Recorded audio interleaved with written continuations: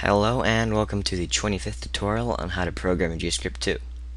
So in this tutorial I'm going to show you a new command called Triggerserver. If you remember in the 23rd tutorial I explained, well, sort of, how to use trigger action and how it works for level NPCs. And what it does is it makes it so you can go from client side to server side in the same script. Well, Triggerserver does the same thing, except you use it for things like database NPCs, which are like NPCs that are permanently on the server, not like level NPCs, and or weapons or classes, which I don't use. But here's a weapon. It's called Trigger, and I already added it to myself. And let's start it.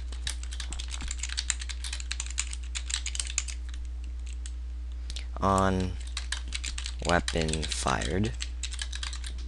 If you remember what on weapon fired does is if you press D with the weapon selected from your inventory, then it'll run whatever is in these brackets.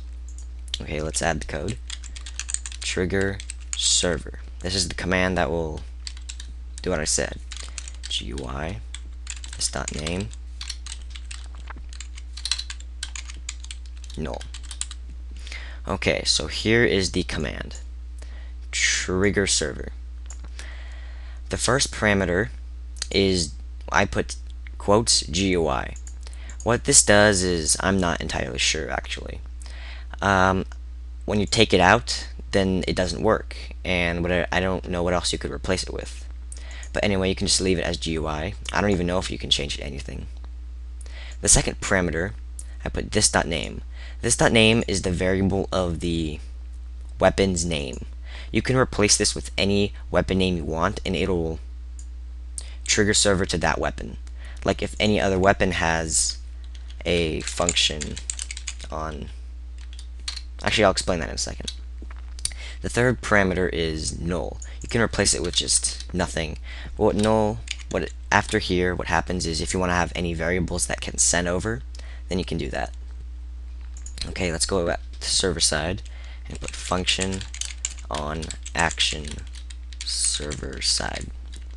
Okay, what this command does is if you have a trigger server in client side, it's going to make it go to this function and then run whatever in these brackets. Okay, let's put for temp.pl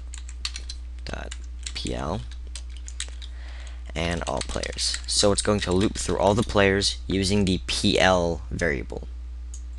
Then we can do something like pl.hearts is equal to 0. So it's going to loop through everyone on the server, and it's going to make their hearts, which is their health, equal to 0. And that's going to kill them instantly. So if you ever wanted a weapon that kills everyone on the server, which I don't know why you would, it would do that. Okay, let's save this.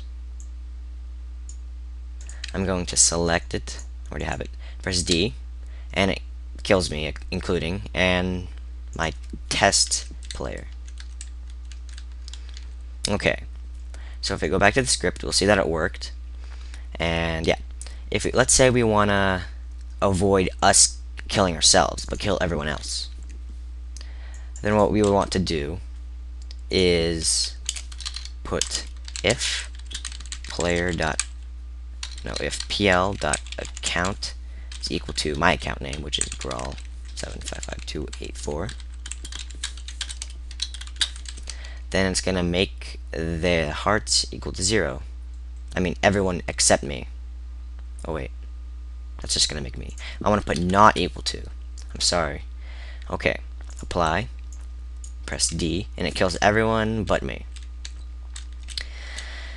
We can do some other things too with this. Let's say we want to make everybody say something on the server. Oh.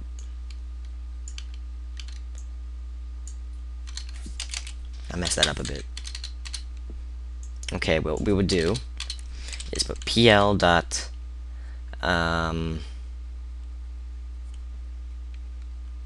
chat is equal to hi.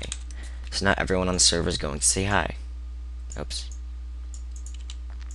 Hi. We can also I can show you how to send variables over. What we do is go here to null, and we'll put a variable that we want, temp dot. Let's put no. Okay, let's do this.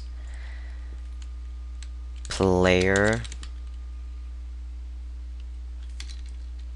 Actually, I'm gonna change the function to on player chats. So as soon as I say something, it's going to go to server side. Okay, now I'm gonna put temp.pl, no, not pl, p is equal to player.chat. Now what we go here is go here and put temp.p. Then here on server side, we put what we want to change the name to. We'll just keep it as p, temp.p. And here, instead of saying hi, we're going to say temp.p. So we're saying something. Temp.p is getting set as our chat. Then it's going to send that variable over to here, and it's going to, everyone on the server is going to say that. Everything I say. So I'm going to say hi. Oops, spelled wrong. Hi. And then the test person says it. Say Q. So anyway, everyone's just going to say what you say. So let's say we want to make a summoning script. We can do that with this. Let's change this back to null. And get rid of this code here. And then we're going to put if player.chat is equal to summon all.